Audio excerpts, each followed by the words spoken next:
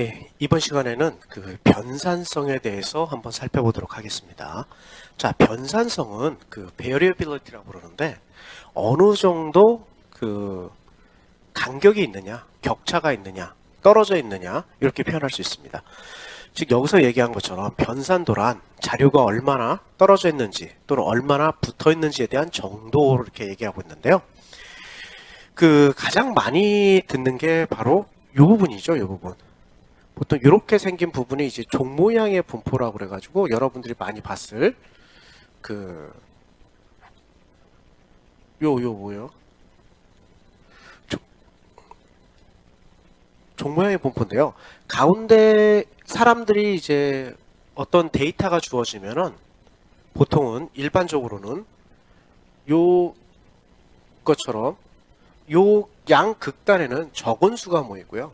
가운데는 많은 수가 모이게 됩니다. 그 대표적으로 여러분들 뭐 키나 몸무게 같은 걸 볼 수 있는데요. 그러면 모든 사람이 같은 키와 같은 몸무게가 아니기 때문에 이렇게 흩어져 있어요. 흩어져 있습니다. 근데 이 자료를 전체 자료에서 모은 자료가 아니고 표본에서 모은 자료이기 때문에 표본의 변산성이라고 이렇게 얘기를 하죠.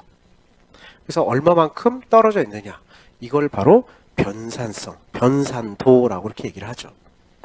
변산성, 변산도라고 이렇게 얘기를 하는데, 봅시다. 실예로 보면은 자료 1과 자료 2가 있는데요. 자료 1하고 2하고 보통 우리가 알고 있는 평균, 산술 평균이죠. 즉, 다 더한 다음에 사례수로 나누는 거. 일단은 자료 1은 0부터 시작해서 100까지 시작되고요. 5개. 2는 이제 48로 시작돼서 50인데요. 두 자료를 평균을 구하면 평균은 같아요. 50으로. 그렇지만 이 평균을 기점으로 해서 도대체 어느 정도 차이가 벌어져 있느냐라고 살펴봤을 때 자료 1이 자료 2보다 더 많이 퍼져 있어요. 그래서 변산성이 크다라고 얘기를 하고 있습니다. 자, 그러면 이 변산성, 모여있다, 퍼져있다가 도대체 뭘 의미하느냐? 자, 여러분들 잘 생각해 보세요. 만약에 저 숫자가 모여있다는 얘기는 상대적으로 비슷한 사람들, 동질의 집단이 모여있다는 뜻이고, 저게 퍼져있다는 얘기는 이질적인 집단이 모여있다는 뜻이에요. 그렇기 때문에 저거를 이 숫자대로 그냥 머물지 마시고 저걸 바탕으로 해가지고 만약에 뭐 교수법 활용이라든지 프로그램 적용이라든지 이렇게 되면은 아마 더 많은 효과성을 볼 수 있을 겁니다. 이 변산성을 나타내는데 그 가장 대표적인 게 범위라는 게 있습니다. 레인지라고 그러는데 가장 그 쉽게 이해될 수 있기 때문에 가장 많이 쓰는 방법이기도 하죠. 일단 범위는 최대값에서 최소값을 빼는 겁니다. 여기 나와 있는 것처럼 그 최대값에서 최소값을 뺀다. 그리고 여기 보면은 여기 1이 있잖아요. 여기 1. 요 1에 대해서는 이따 잠시 설명해 드리고요. 여기 보시면은 첫 번째 자료에서 1부터 100까지 있는데 이거의 원래대로는 최대값에서 최소값을 빼기 때문에 99가 됩니다. 근데 뒤에 플러스 1이 있으니까 이게 100이 되고요. 두 번째 자료에서는 48에서 52이기 때문에 4가 되는데 여기 플러스 1이니까 5가 있죠. 그래서 이 범위의 특징은 뭐냐면은 일단은 최대값과 최소값이 관심이기 때문에 중간에 어떻게 숫자가 모였는지 별로 관심이 없어요. 즉 이 얘기는 뭐냐면 최소값과 최대값이 만약에 이상치, 아웃라이어라면 범위를 가지고서는 약간 이 자료에 대해서 잘못 판단할 수 있는 여력이 있다는 뜻이에요. 원래 동질의 집단들이 모여 있는데 뜬금없이 최대값하고 최소값만 엄청 높아요. 그리고 나머지 사람들은 전부 다 중간에 모여 있어요. 그러면 이 집단은 격차가 크다라고 얘기할 수 있지만 실질적으로 얘기를 하면은 크지 않다라는 거죠. 자, 그리고 지금 제가 얘기하기에 이 범위는 최대값에서 최소값을 빼는 게 범위다라고 했는데 갑자기 뒤에 플러스 1이 있습니다.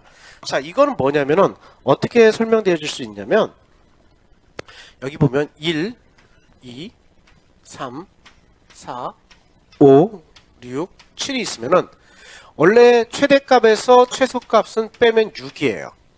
그러면 1에서 2를 빼고요. 2에서 3을 빼고 3에서 4 빼고 4에서 5 빼고 5에서 6 빼고 6에서 7을 빼면은 하나, 둘, 셋, 넷, 다섯, 6개가 돼서 이게 최대값에서 최소값을 뺀 거예요. 근데 만약에 이제 다른 쪽으로 생각을 좀 돌려서 어떻게 되냐면은 여기가 지금 여기까지가 지금 인이 된 상태고요. 여기부터 여기까지가 지금 만약에 기다리는 사람이라면 어떤 식당 같은 데 기다리는 사람이라면 도대체 몇 명이 남아 있습니까? 라고 했을 때는 하나, 둘, 셋, 넷, 다섯, 여섯, 7명이 남아 있는 거야. 그래서 여기에 플러스 1이 붙어서 7이 돼요. 그래서 최대값과 최소값을 빼는 게 플러스 1을 하는 것과 안 하는 것과 지금 두 개 동시에 다 쓰이기 때문에 뭐 어떤 게 옳다 그르다라고 그런 표현은 없습니다. 근데 두 개 다 같이 쓰인다라는 거. 그리고 이거는 이제 수학적으로 풀 수도 있는데 뭐 이거는 지금 뭐 수학적으로 풀진 않고요. 넘어가도록 하겠습니다. 자, 그다음 4분위가 있는데요. 이 4분위는 그 범위가 가지고 있는 약간 단점들을 보완하는 겁니다. 뭐냐면은 이 4분위 범위는 말 그대로 전체의 데이터를 25%씩 나누는 거예요. 그러면 여기서 나오는 것처럼 이 밑에서부터 여기까지가 25%, 25%, 25%, 25%가 되겠죠. 그럼 이게 다 모이면은 100%가 돼요. 근데 하위부터 해서 하위 25%를 Q1이라고 그러고요.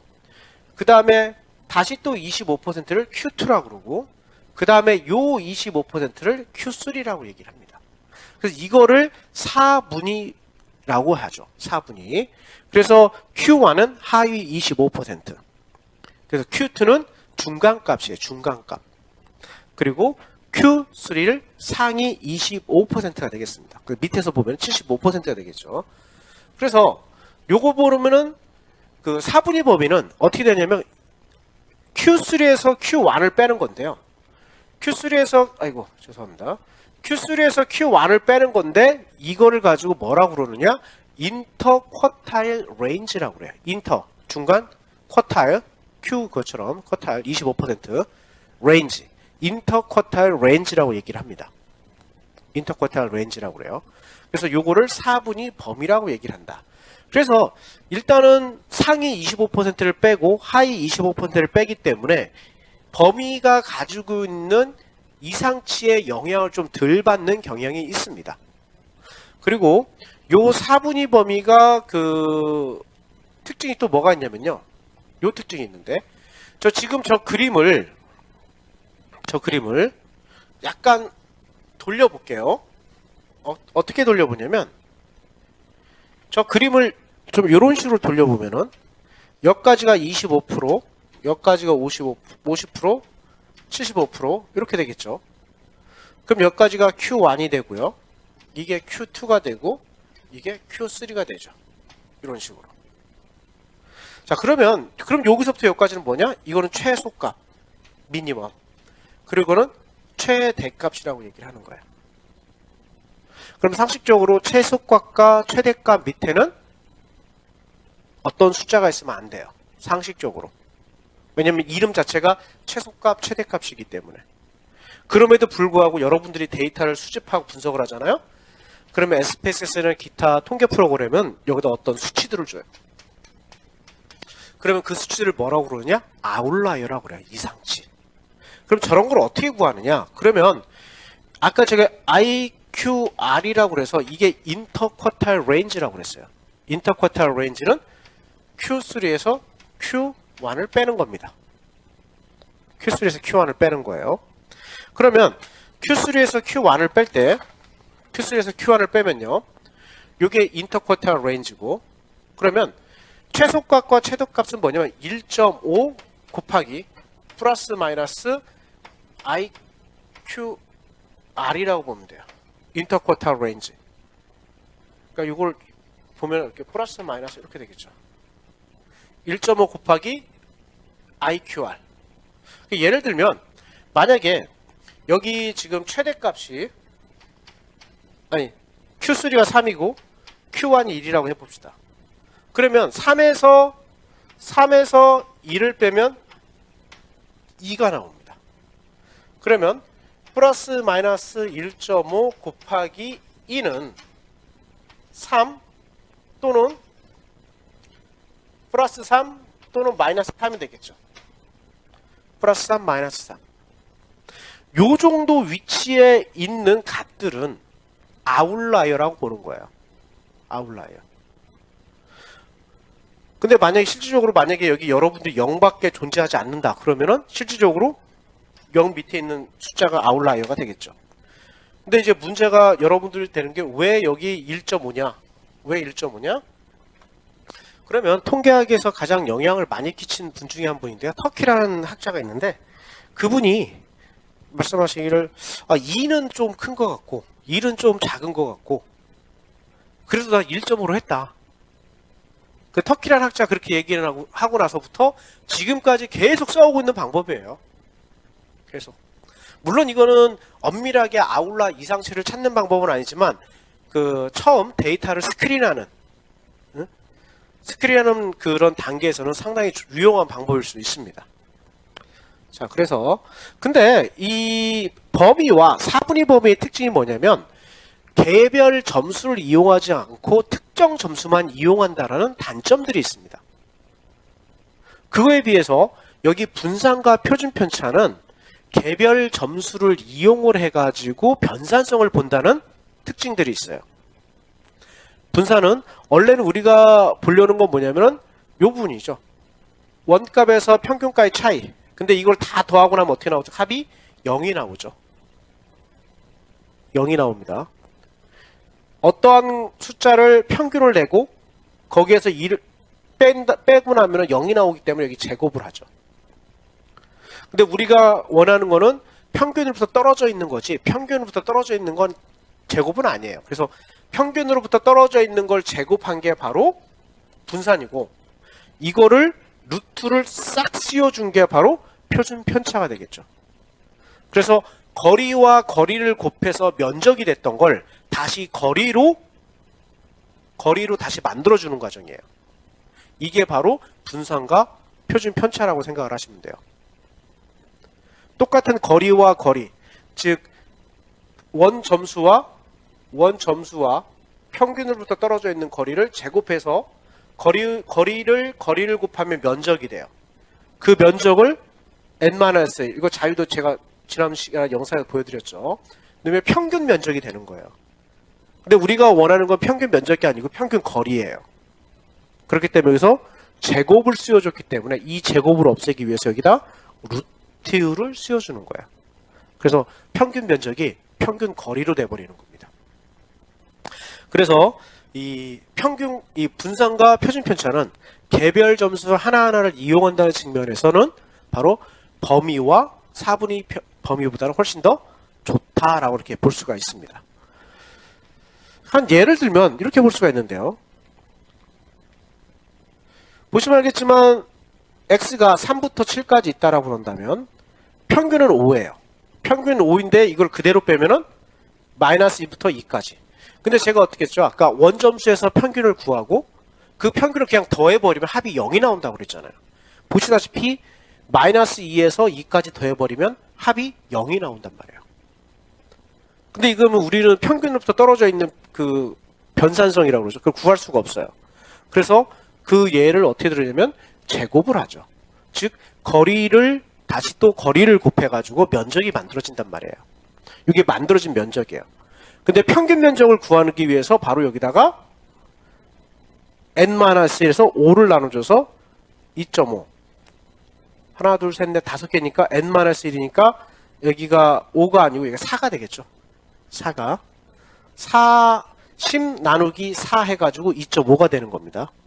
10 나누기 4에서 2.5가 되는 거예요. 여기 n-1이 있는데 여기 숫자가 5개예요. 그래서 5-1에서 4가 들어갔고 10 나누기 4니까 2.5 이렇게 되는 거예요. 근데 이거는 지금 면적이란 말이에요. 우리가 원하는 건 거리고 루트를 씌워줘요. 그랬더니 1.58이다 이렇게 나타나는 겁니다. 자, 그래서 이 분포도를 보기 위해서 그 변산성을 보기 위해 또 하나 알아두시게 이 표준 정규분포라는 거 있는데요. 여러분들이 잘 알고 있는 이 종 모양의 종 모양이 통계에서 많이 쓰이는데요. 평균과 중앙치와 최빈값, 이게 한가운데서 똑같이 일어나는 게 바로 이 정규 분포고요. 근데 이제 부적 편포 같은 경우는 그 지난번 영상에서 보여드렸지만, 부적 편포 같은 경우는 이거는 지금 꼬리가 오른쪽에 있기 때문에 이거는 정적 편포라고 얘기를 합니다. 정적 편포라고 그러고, 이럴 경우에는 평균이 가장 높고요. 그 다음 중앙치, 최빈치 이렇게 돼가요. 근데 이게 만약에 꼬리가 이쪽에 있다? 그걸 부적 편포라고 얘기를 하고요. 그때는 이게 전부 다 그대로 반대가 됩니다. 평균, 중앙치, 최빈가 순입니다.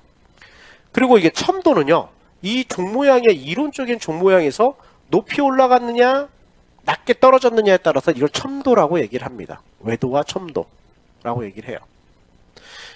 그래서 참고로 첨도는 원래 3인데, 그 SPS 프로그램에서는 무조건 다 0으로 만들어 놨기 때문에, 여러분들이 혹시 SPS 프로그램을 쓰시는 분들은 외도와 첨도 값이 무조건 0이 나와야 돼요. 그럼 이상적인 그 좌우 대칭과 이상적인 높낮이가 딱 맞아 떨어지는 겁니다.